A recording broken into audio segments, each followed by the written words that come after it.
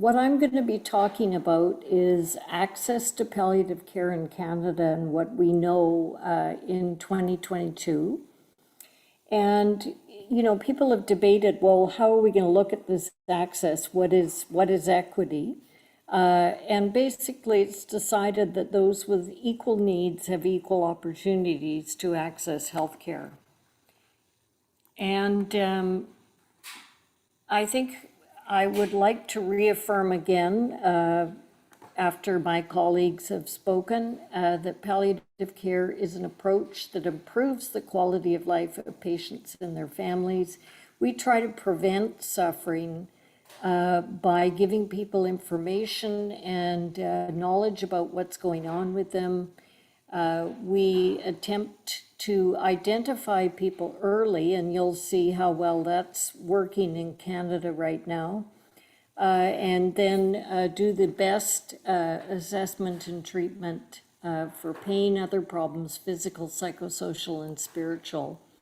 And there is strong data to support interprofessional team-based care, showing improved quality of life, symptom control and family satisfaction, likelihood of being treated in preferred place, a reduction in caregiver distress, reduction in hospitalization and admission to ICU, and a reduction in healthcare costs. The way people are tending to look at palliative care these days is that basically it can be started at the time of diagnosis with a palliative approach to care, which is looking to control symptoms, not wait until people are desperately suffering and feeling hopeless, but starting early in order to prevent suffering and improve quality of life. So how many people can benefit from palliative care? And this has been a number of people working on this, because as well as looking at mortality data where the diagnosis is not always accurate, we also, people look at symptom prevalence in diseases. We look at hospital admission data. In other words, why are people driven to hospital? What are the issues? And then expert consensus. And that was done with probably a Delphi type survey, and about 69 to 82% of deaths need access to palliative care. So not all, and certainly, you know, not 100%, but certainly higher than what I'm going to show you. So deaths in Canada in 2019, I didn't go after that because it all gets blurred with the COVID-19 mortality data. So I went back to 2019 and we have 284,000 deaths. Deaths in Canada are going to continue to climb to 2054-55, so up to around 400,000 a year, so significantly more. And, you know, we are facing a crisis of having fewer healthcare providers to provide this care. Another way of looking at who needs palliative care was the Lancet Commission on Serious Health-Related Suffering, which looked at mortality data, but also looked and considered that not only are people near to dying, but they might be living with the chronic condition, and there's more people around that need relief from suffering than just the people who are sort of actively dying. And they estimated for Canada in 2015 that we had 291,000 people that would benefit from palliative care, and extrapolating that to 2019, it would be 312,000 people. So never mind all of that, but just keep in mind that we're looking at the people who are suffering are not just those who die in the year, but those who are also living with chronic serious illness.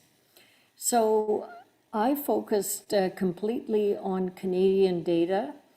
It turns out Ontario probably has the best data, and so I'm going to focus primarily on that. As a British Columbian, of course, I never like to admit that Ontario is the center of the universe, but it's going to be for the next few minutes because we'll look at Ontario data. But just to look at, in general, a sort of a access overview, you see very significant issues that run through the majority of countries. So it's not just Canada that is experiencing this. And the populations that are underserved are hematological malignancies and cancer, but very much so in non-cancer heart failure, non-cancer respiratory disease, renal liver failure, and dementia. Those who are old, greater than 85 years, tend to miss out on palliative care. Rural and remote areas, socioeconomic status and ethnicity, and health literacy. So that was a very general study looking at 130 studies over a number of years. Canada has only one element, really, that allows for tracking of inpatient palliative care. And again, I would emphasize that we're looking at access and utilization, and we're not measuring quality. This was started in 2008. Looking at the criteria for it's very, very broad. So if there's any consultation treatment plan or anybody mentions the word palliative, end of life, comfort, whatever, it's registered as receiving some kind of palliative care. And so a group looked at all patients who died of cancer across Canada from 2014.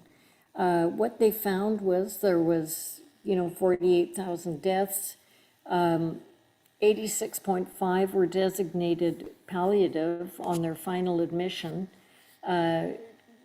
People do die suddenly and unexpectedly from cancer, so one would expect some of that. Unfortunately, of those designated, only at the final illness, and in fact, only 23% had been diagnosed as benefiting from palliative care prior to their final illness. And if you look further down, you will see here that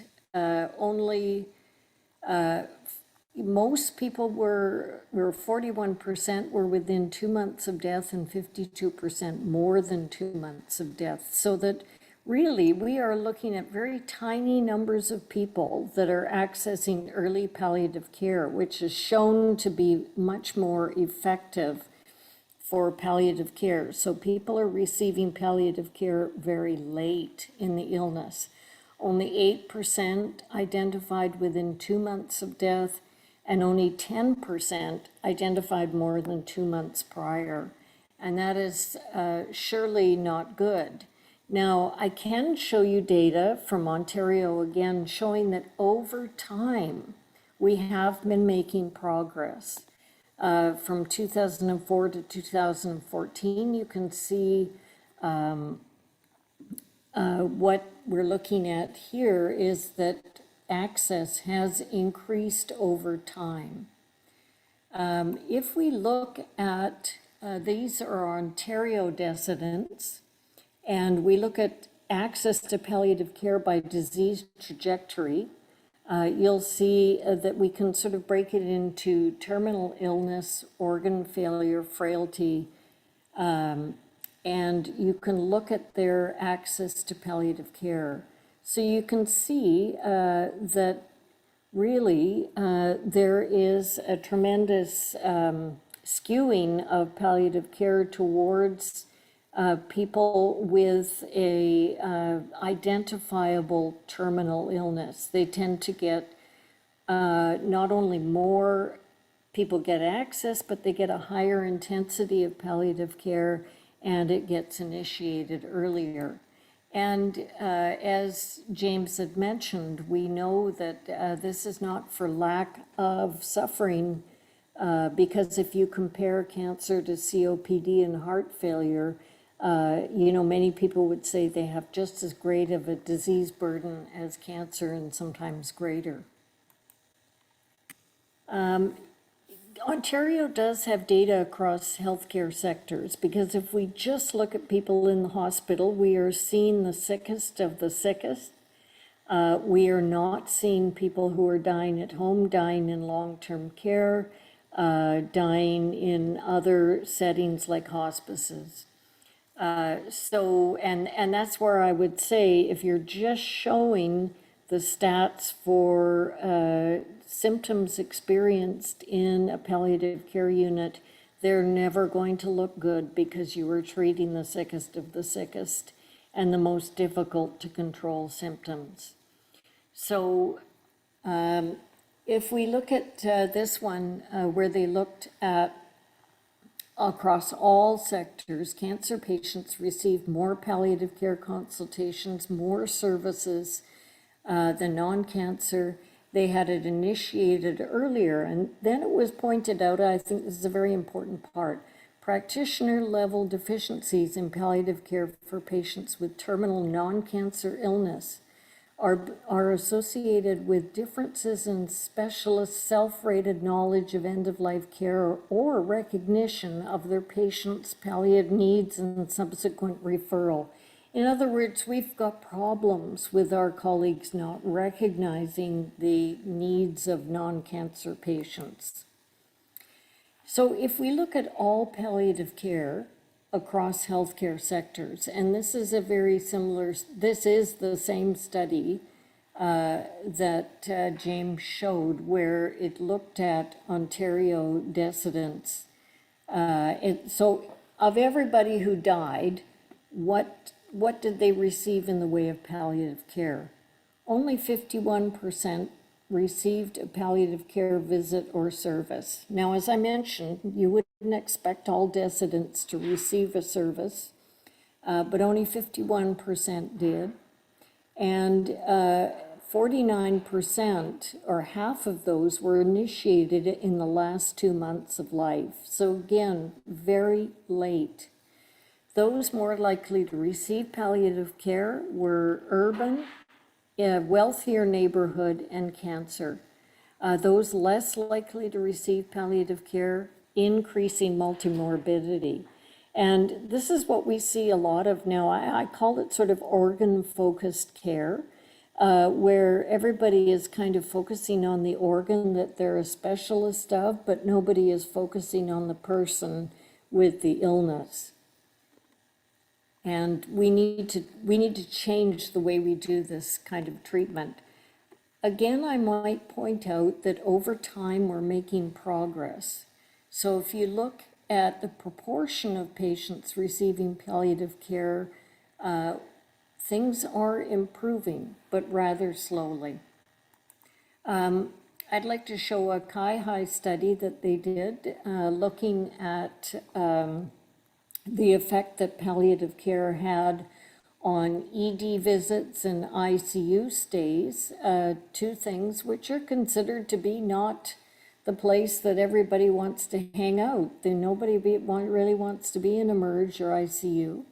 And those who had access to palliative care prior to the last 30 days of life showed that they probably had a care plan in place, and that's one of the quality measurements of palliative care, that enabled them to receive access to care and avoid and prevent those distressing times in emergency and ICU.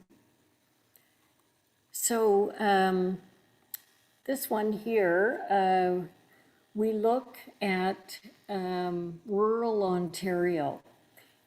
Because here again, you're going to see some huge differences. Now, interestingly, overall, access to palliative care, that means somebody somewhere received a palliative care service or billing code, 73.5%. But there was a huge disparity between urban centers and rural areas. So probably if you lived in a town that was large enough to have a palliative care program, you probably got quite good care. But those who were in rural and remote areas were more likely to die in acute care with multiple ED visits and more likely to receive aggressive end-of-life care. In general, rural residents have increased emergency visits and hospital use as the services are not available in their community.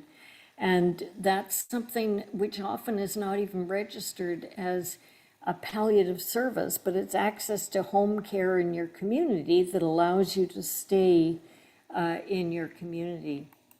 So if we look at people of Asian and South Asian descent here in Ontario, you can look at the services they received across the health sectors, and you can rate it compared to the general population. And the dotted line down the middle of this graph shows the what the general population got, and then the lines show what the two ethnic populations received. So you can see that people who were from Asian, South Asian descent had somewhat good access to palliative care. Again, I want to reiterate the point that it's not great. It's late in the disease and not everybody's getting it. They had access to it, but they were more likely to have an ICU admission, be ventilated, have dialysis, and have CPR. So it's either, we are not people are not aware of the potential benefits of palliative care, more in having a care plan and reducing where you spend reducing stays in acute care. We're either not appealing to people, or it's a difference in cultural standards. I think sometimes people come from countries where they may not trust the healthcare system, and less is not always perceived as better. If we look at Indigenous experiences of palliative care, there's not a lot of studies, but I did find some. And I think it's fair to bold that care experiences of Northerners are overwhelmingly characterized by medical travel. And certainly I, for 8 years, answered a toll-free line for palliative consultations, and anybody even in northern BC would also say this, that the desire to remain in their own community was huge. And community-based, family-centered care is extremely important, and this is really lacking in small, rural, and remote communities. Homeless population, a few studies. One of the major ones was done by a fellow researcher of mine from Victoria, Kelly Stadjahar, looking at the barriers to palliative care for people who are homeless. And really, getting to your, say, palliative care outpatient visit when you're trying to find enough money to continue your substance abuse and treat that, as well as get adequate food and find a safe place, things tend to go by the wayside. It was also very challenging to identify who was dying and needing palliative care. There were issues with professional risk and safety management, and of course our siloed healthcare system interferes. So in general, the conclusion is access to palliative care in Canada right now is not really based on need. Access seems to depend very much on diagnosis, on age, on the health sector you're receiving care in, because Kai-Hai has pointed out that very few people receive palliative care in long-term care. Depends on your postal code, on your socioeconomic position, and on your healthcare providers' awareness of palliative care and their willingness to refer if need be. So we have a number of things that we feel we need to do to improve access to palliative care. We really need to develop national standards and have patient-related outcome measures for quality. We need to add palliative care to the Canada Health Act as a right. The WHO has recommended that all countries add palliative care as a right. We need to really focus on a model of care that increases capacity in non-cancer providers to provide essential palliative care. And we also need to identify palliative care needs earlier. And then, of course, use telemedicine and things like that to reach rural and remote areas, and use a public health approach to palliative care, as well as make the public aware of what the benefits of palliative care can be.